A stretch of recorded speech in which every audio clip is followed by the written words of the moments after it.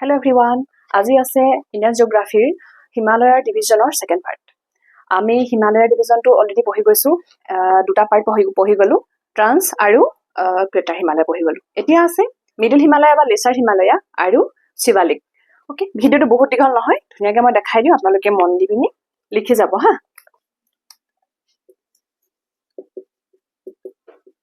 Divisions of the Himalayas. যদি ক্লাছবোৰ ভালকে মন দি যায় তেতিয়াহলে ইণ্ডিয়ান জিওগ্ৰাফি ইয়াতে এনেকৈ আপোনালোকৰ ক্লিয়াৰ হৈ যাব। ডিভিজনছ অফ দ্য হিমালয়াছ আমি এতিয়া পঢ়ি গলো অলৰেডি কি ট্ৰান্স আৰু গ্ৰেটাৰ, যাক কয় হিমাদ্ৰী বুলিও কয় দেই, গ্ৰেটাৰ বা হিমাদ্ৰী। ওকে, কোনকেইটা আছিলে মনত আছেনে? ইয়াত আছিলে ট্ৰান্স, এইখিনিত আছিলে ট্ৰান্স হিমালয়া, এইখিনি হৈ গ'ল ট্ৰান্স।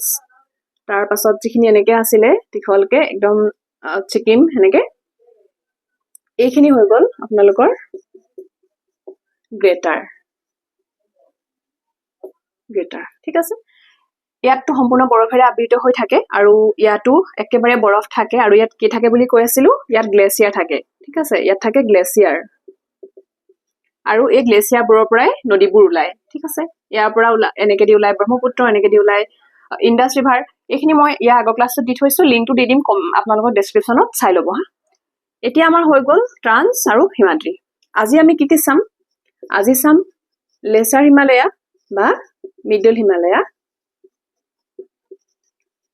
হিমালয়া আৰু শিৱালিক। এই চাৰিটা হিমালয় বুলি ক'লে এই চাৰিটা মনতে ৰাখিব লাগিব দেই। এই চাৰিটা মুখত থাকিবই লাগিব, ওপৰৰ পৰা তললৈ কি আছে। আমি যেনেকে ট্ৰান্স বুলি কওঁতে এনেকে এটা পাইছিলো, গ্ৰেটাৰ হিমালয় বুলি কওঁতে এটা পাইছিলো। এতিয়া আমি যেতিয়া লেচাৰ হিমালয়া পঢ়িম, লেচাৰ হিমালয়ত কি হয়, এনেকে টুকুৰা টুকুৰিকে আছে, ৰেঞ্জ বিলাক এনেকে টুকুৰা টুকুৰিকে আছে। আৰু তেনেকে ই লগ হৈ পিনি এটা নাম দিছে লেচাৰ বা মিডল হিমালয়া বুলি। এতিয়া কোনখন ষ্টেটত কোনটো ৰেঞ্জক কি কয়, এই কথাখিনি আমাৰ কাৰণে ইম্পৰ্টেণ্ট হৈ যায়। প্ৰথমতে আমি জম্মু কাশ্মীৰৰ পৰা চাম। এইফালে জম্মু কাশ্মীৰ আছে, জম্মু কাশ্মীৰৰ পৰা একদম এফালে আপোনাৰ আমাৰ নৰ্থ ইষ্টলৈকে যদি চাওঁ, মানে ছিকিম যেনিবা বৰ্ডাৰ ধৰিছো, ছিকিমৰ পৰা জম্মু কাশ্মীৰলৈকে কি আছে।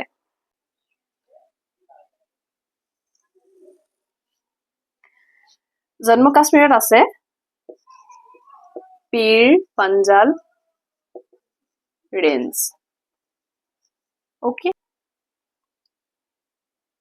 তাৰ পাছত আছে হিমাচল প্ৰদেশ। হিমাচল প্ৰদেশত আছে ধৌলাধৰ। তাৰ পাছত আছে UK উত্তৰাখণ্ড। উত্তৰাখণ্ডত আছে তিনটা,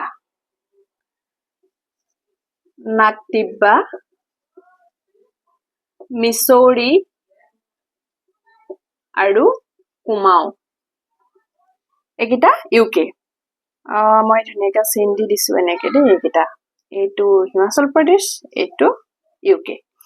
আৰু ইয়াত এটা আছে দীঘলীয়া এটা ৰেঞ্জ আছে, আটাইতকৈ দীঘল ৰেঞ্জ হয় সেইটো হয়তো শুনিছে কোনোবাই,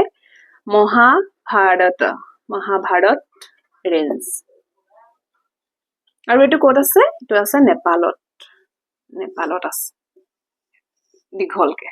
ওকে, জম্মু কাশ্মীৰত আছে পীৰ পাঞ্জাল ৰেঞ্জ, হিমাচল প্ৰদেশত আছে ধৌলাধৰ, উত্তৰাখণ্ডত আছে নাগটিব্বা, মিছৌৰি, কুমাও, নেপালত আছে মহাভাৰত ৰেঞ্জ। এইখিনিয়ে ইয়াৰ ইম্পৰ্টেণ্ট ৰেঞ্জ হয়। ক'ৰ হয়? লেচাৰ বা মিডল হিমালয়া। ওকে, এইখিনি যে আছে টুকুৰা টুকুৰিকে, এইখিনি হয়। হিমাচল প্ৰদেশৰ চিমলা নাম শুনিছে, হিমাচল প্ৰদেশৰ চিমলা, উত্তৰাখণ্ডৰ নাইনিতাল,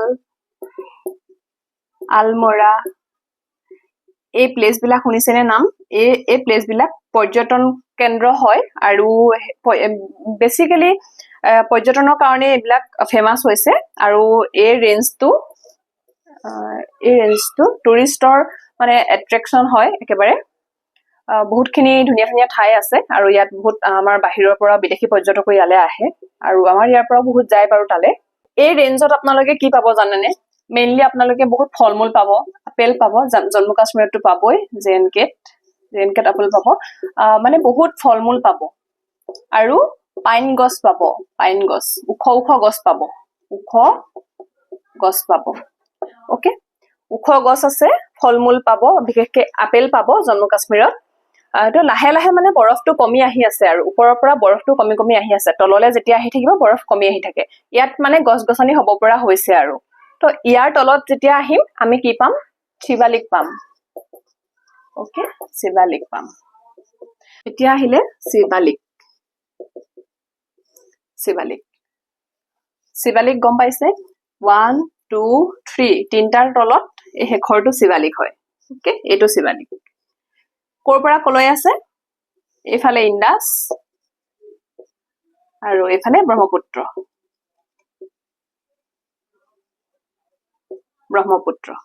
তো এই মাজত আছে এই ৰেঞ্জটো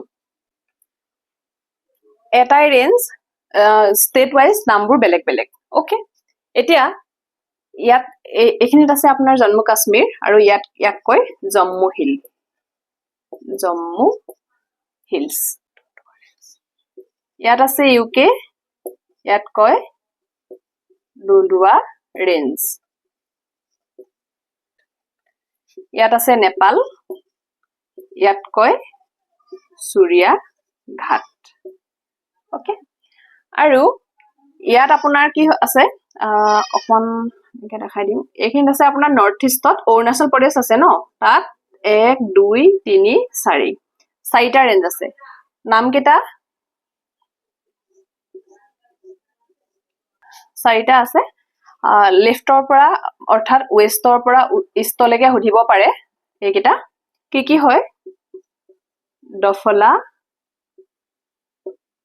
মিৰি আবৰ আৰু মিছমি দফলা মিৰি আবৰ আৰু মিছমি ওকে এইকেইটা টোটেল এইকেইটা মনত ৰাখিলে হৈ গল শিৱালিকত আপোনালোকে মেইন এইকেইটাই পাব ঠিক আছে এতিয়া খালি কেইটামান কথা মনত ৰাখিব শিৱালিকত কি আছে শিৱালিকত আপোনালোকে যেতিয়া এনেকে নদীবিলাক বৈ আহিছে ইয়াত আহি পিনি এনেকে নদীবিলাকে এনেকে পানীখিনি বহল হৈ গৈছে আৰু এটা সমভূমি যেতিয়া পাইছেহি তো ইয়াত কি হৈছে ইয়াত আপোনালোকে মাৰ্চি লেণ্ড বিলাক পাব মাৰ্চি লেণ্ড মানে কি জলাশয় ওকে জলাশয় পাব এই জলাশয় যেতিয়া পাব ইয়াত কি হ'ব জানেনে ইয়াত আপোনালোকৰ ধুনীয়াকৈ পৰ্যাপ্ত পৰিমাণে পানী থাকিব পানী মাটিৰ সংমিশ্ৰণ থাকিব আৰু ইয়াত আপোনালোকে ফৰেষ্ট পাব ওকে গ্ৰাছলেণ্ড পাব ফৰেষ্ট পাব এনিমেলছ পাব বাৰ্ডছ পাব ওকে তো কাল্টিভেশ্যন আহিব ওকে হিউম্যান লাইফ ইয়াত এক্সিষ্ট কৰে ভালকে থাকে মানুহবিলাক তো এইখিনি যেতিয়া পাই যাব তো তাত কি পাব নেশ্যনেল পাৰ্ক পাব ওকে নেশ্যনেল পাৰ্ক পাব কেতিয়াবা প্ৰশ্নত সোধে শিৱালিক ৰেঞ্জ অৰ লেছাৰ হিমালয়া কোনটো ৰেঞ্জত আপোনালোকে নেশ্যনেল পাৰ্ক পাব হেতু সোধে দেই আপোনালোকৰ বহুতখিনি ইয়াত পাব জিম কৰবেট শুনিছে জিম কৰবেট নেশ্যনেল পাৰ্ক পাৰ্কো তেনেকুৱা এখন নেশ্যনেল পাৰ্কই হয় গতিকে সেইখিনি আপোনালোকে ইয়াত পাব আৰু বিশেষকৈ দাৰ্জিলিং হেতু সাইডে আপোনালোকে টি কাল্টিভেশ্যন পাব দেই টি কাল্টিভেশ্যন পাহাৰৰ এঢলীয়া ঠাইত চাহ খেতি হয় তো সবেই জানে তো সেই অঞ্চলবিলাকত শিৱালিকত আপোনালোকে টি কাল্টিভেশ্যনো দেখা পাব ওকে শিৱালিকৰ সেইখিনিয়ে হয় এতিয়া এটা কথা কৈ দিওঁ এফালে শিৱালিক আৰু ওপৰত আছে লেছাৰ হিমালয়া এই মাজৰ যিখিনি অঞ্চল এইখিনি কি বুলি কয় জানেনে এইটো এটা পাহাৰ মাজত যিখিনি অঞ্চল এইটো ডুন বুলি কয় ডুন ইয়াত যিখিনি অঞ্চল গঢ় লৈ উঠিছে সৰু সৰু টাউন গঢ় লৈ উঠে এনেকুৱা তো তেনেকুৱা উদাহৰণ যদি দিবলৈ কয় আপোনালোকৰ দেহৰাদুন তেনেকুৱা এটা উদাহৰণ হয় কেতিয়াবা আহে ডুনবিলাক ক'ত গঢ় লৈ উঠিছে কোন দুটা ৰেঞ্জৰ মাজত হেতু হ'ব শিৱালিক আৰু লেছাৰ হিমালয়া তো হিমানখিনি আছিলে এই দুটাৰ ভিতৰত